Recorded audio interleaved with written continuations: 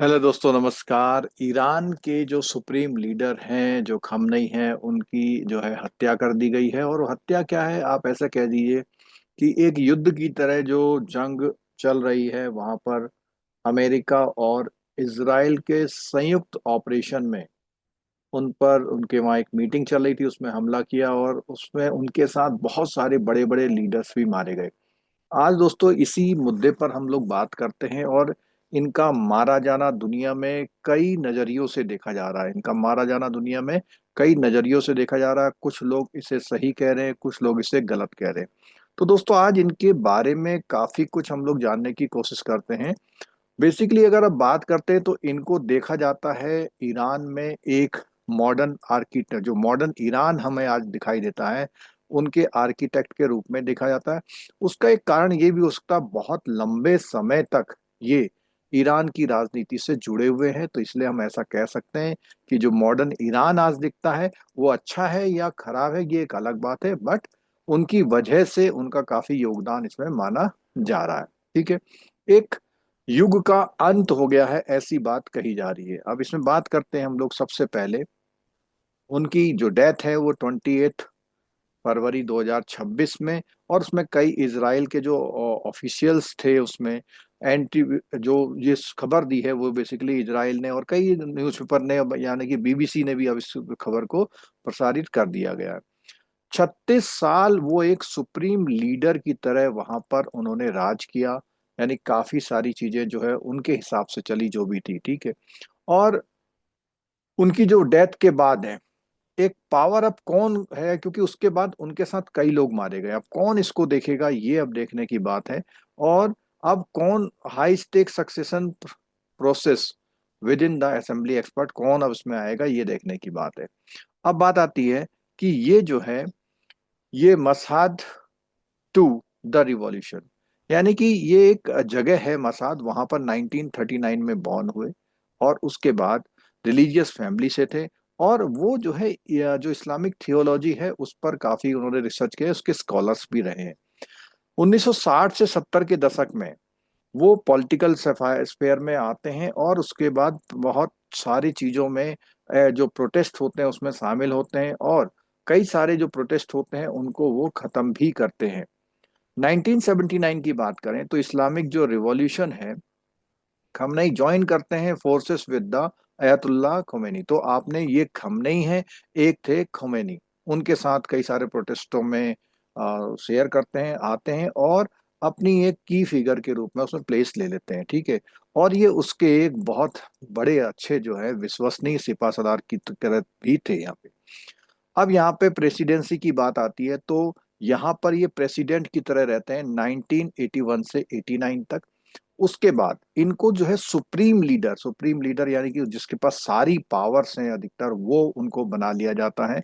और ये क्या करते हैं, सुप्रीम लीडर जब बनते हैं तो इसमें क्या करते हैं, सबसे पहले खामनेई की डेथ जब 1989 में होती है, the assembly by expert selected Khamenei to fill the vacuum, यानी कि ये वहां पर आ गए। कंट्रोवर्सी क्या थी इसके, उन्होंने initially lack the high clerical rank typically required for a supreme leader, sparking internal debate. तो ये सब चीजें इनको कंट्रोवर्सी के पार्ट रहे हैं। उसके साथ साथ अब उसका होता क्या है, अब इनकी जो पोजीशन है वो बहुत ही ज्यादा जो है पावर को कंसोलिडेट करके यूज की जाती है। Moving from a revolutionary aide to the ultimate authority in the theocracy. तो थ्योक्रेसी में पूरा जो है मतलब सिस्टम अपना पूरे अपने हाथ में ले लेते हैं। और उसके साथ साथ और जो ऑटोनॉमी है, जो एनाटॉमी है अथॉरिटी की, उसके बारे में अगर हम बात करें, सुप्रीम लीडर हुए। अब ये क्या क्या सुप्रीम क्या क्या चीजें इन्होंने अपने हाथ में ले ली। इन्होंने मिलिट्री अपने हाथ में ले ली और वहां पर एक रिवोल्यूशनरी गार्ड बनाया था, उसको अपने हाथ में लिया। रेगुलर आर्मी, जुडिशरी में जो है ये चीफ जस्टिस का अपॉइंटमेंट डायरेक्ट करते थे। पूरे देश की मीडिया को ये करते थे, जो ये कहेंगे वो। फॉरेन पॉलिसी में भी इन्होंने अपनी पॉलिसी लाई। और ये प्रेसिडेंट की बात करें, पार्लियामेंट की बात करें, सब कुछ इन्होंने अपने कंट्रोल में ले लिया था। अब बात करते हैं, जो सबसे पहले बात है, एक बहुत जो विरोध हुआ था सरकार की नीतियों के प्रति, उसको भी इन्होंने जो है क्रश किया था। 1999 में जो स्टूडेंट का प्रोटेस्ट हुआ था, first major challenge to the system met with violent depression, यानी कि डिस्पर्सन मतलब वायलेंस करके उनको हटाया भगाया गया था। फिर उसके बाद एक ग्रीन मूवमेंट आया था, triggered by disputed elections resulted in mass arrest and house arrest of the opposition leader. पूरे विपक्ष को इन्होंने खत्म कर दिया था। उसके बाद बात आती है कि वुमेन की लाइफ के जो ये हिजाब वाला जो इन्होंने फरमान जारी किया था, इस तरह के वुमेन लाइफ फ्रीडम की बात करते हैं तो यहाँ पर भी इन्होंने क्या कहा था, sparked by the death of Mahsa Amini met with executions and internet blackout, यानी कि बहुत सारे लोगों को इन्होंने मारा और इंटरनेट खत्म कर दिया। अब बात आती है दूसरे देश क्यों करते, देखिए अमेरिका का काम हमेशा पूरे विश्व में अगर हम कहें तो पूरे विश्व में अशांति अगर होती तो उसमें अमेरिका का नाम भी जरूर होता है, क्योंकि इस आक्रमण में अमेरिका इजराइल के साथ जा करके वहां पर उनकी फोर्सेस के साथ मिलके काम कर रहा है। अमेरिका का क्या हो रहा था, ईरान अमेरिका का कुछ नहीं करता था, लेकिन वो ईरान अपनी अपनी नीतियों के हिसाब से चलता था। वहाँ की जो आसपास के जो मुस्लिम कंट्री हैं वो भी अलग हैं, और ये ईरान अपनी अलग तरह से काम करता था।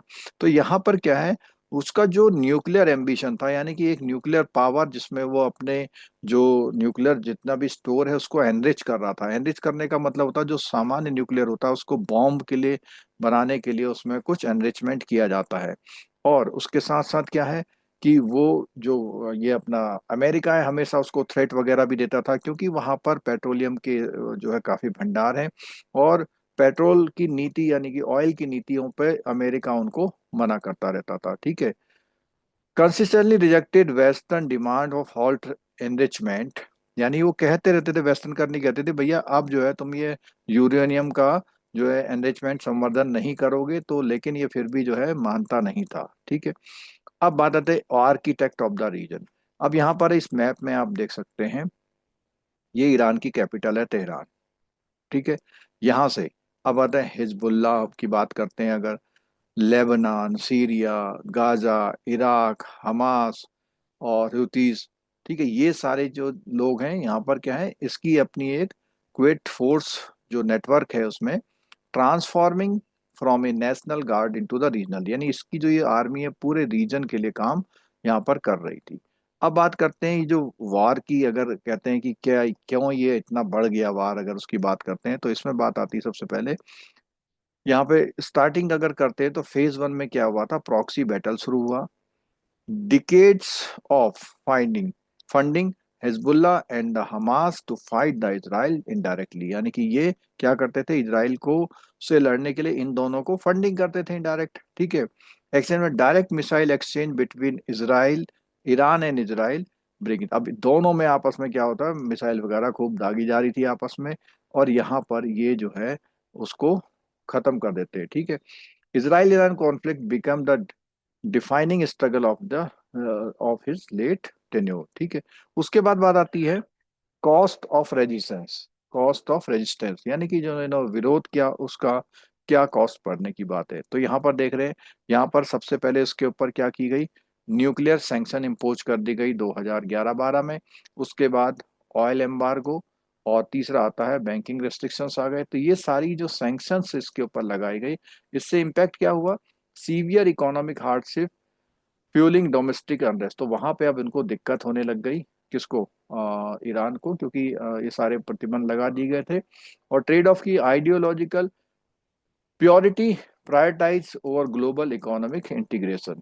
अब इसके बाद है लीगेसी इसकी, कहाँ डिवाइड, लीगेसी डिवाइडेड क्या हुआ इसमें, the guardian to supporter, he was the defender of the sovereignty who stood up to foreign dominance and built a regional super power, यानी कि अपने आसपास की एक सुपर पावर बनने की बात आती है। और एक और बात आती है autocrat, to critic he was an authoritarian rural responsible politician politician imprisonment and high execution rate, यानी बहुत से लोगों को मारना और ये पॉलिटिकल लोगों को अपने वहां पर बंदी बना लेना, इस तरह के काम यहाँ पे करता है।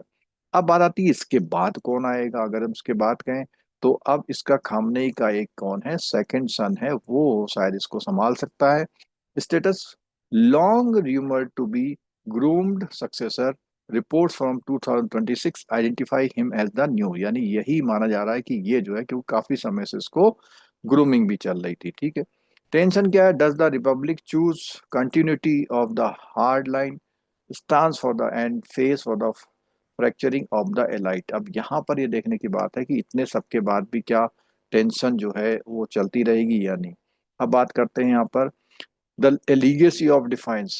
जो आयतुल्लाह खमेनी थे, उन्होंने क्या है, उन्होंने रूल ही नहीं किया ईरान पे, बट उन्होंने अपने अपने प्लेस को, अपने स्थान को वर्ल्ड में दोबारा से रीडिफाइन किया, और state based resistance to the west, यानी कि वेस्ट के लिए एक अपने आप में एक जगह इन्होंने यहाँ पर चैलेंजिंग फॉर्म में यहाँ पर प्रोड्यूस की।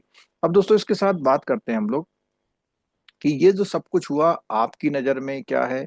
अब जो मुस्लिम कंट्री हैं, आपने देखा होगा कि बहुत सारे जो है इसके अपोजिशन में बहुत सारी बातें चल रही, बहुत सारे विरोध किए जा रहे हैं कि भैया ये जो है ये नहीं होना चाहिए था, ऐसा है वैसा। यहाँ तक कि इंडिया में भी बहुत सारे विरोध हो रहे हैं, और बहुत से लोग इसका नाम लेके बोल रहे हैं कि अमेरिका और उसने ये किया।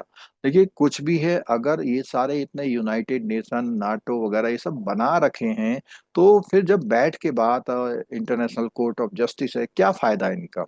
अगर किसी कंट्री के कहने पर ही सब कुछ चल रहा है, तो फिर इन सब बातों का क्या फायदा? ये सब संस्थाएं क्यों बनी हुई हैं? तो दोस्तों यहाँ पर हमने आज इसके बारे में डिस्कस किया, और अगर आपको ये वीडियो अच्छा लगा हो तो फॉलो जरूर कर लीजिएगा, चैनल को सब्सक्राइब कर लीजिएगा, और बेल आइकन दबाना मत भूलिएगा, और इसके लिंक को अपने दोस्तों के साथ शेयर करिएगा, जिससे हम जो है इसी तरह के और भी जो है अच्छे अच्छे वीडियोस आपके लिए लाते रहें, और इसके बारे में आगे जानकारी मिलेगी तो हम भी इसके बारे में बात करेंगे। Thank you so much.